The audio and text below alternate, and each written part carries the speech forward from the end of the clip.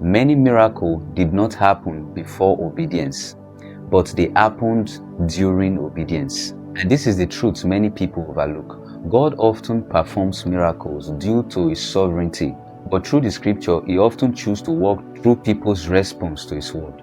Look at Naaman, for instance, in 2 Kings verse 5. He thought that when he met with the prophet is going to lay hands on him or perform some spiritual work or do some gymnastic and do some special thing before he gets his healing. But no, the prophet gave him a simple instruction: go to the river and wash. But as simple as that, he was struggling to obey. His greatest obstacle was not the river.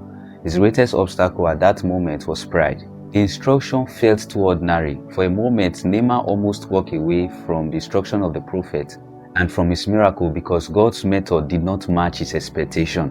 One thing I've come to realize is that don't go into the presence of God with expectation. Don't approach God with your expectation. And please don't get me wrong, there are two types of expectation here. What you want God to do is one expectation, and what you are expecting God to do is another expectation. So you must go into the presence of God expecting to receive and obey what God has instructed you to do or what God has given you, not you expecting God to do what is in your heart. Healing did not come to Naaman while he argued. Healing did not come to Naaman while he questioned. Healing came to Naaman while he simply obeyed. He was told to dip himself 7 times, not because the 7th dip was more important than the first, but it was a completion of obedient faith. So if you must obey completely. Partial obedience is not obedience. How many times have you abandoned God's instruction because it seems too simple? Sometimes the miracle isn't hidden in something spectacular. Sometimes it's hidden in that forgiveness. Sometimes it is hidden in making that call.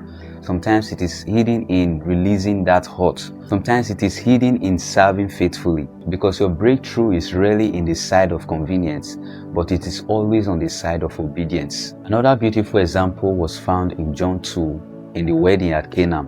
Jesus instructed them to fill the jars with water. Imagine how strange that must have looked. The problem was lack of wine. Yet Jesus never asked them to create wine. He simply asked them to fill jars with water.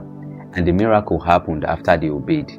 God often asks us to do what we can do before He do what only Him can do. As children, God wants us to be involved in the process because He has not created robots but living beings.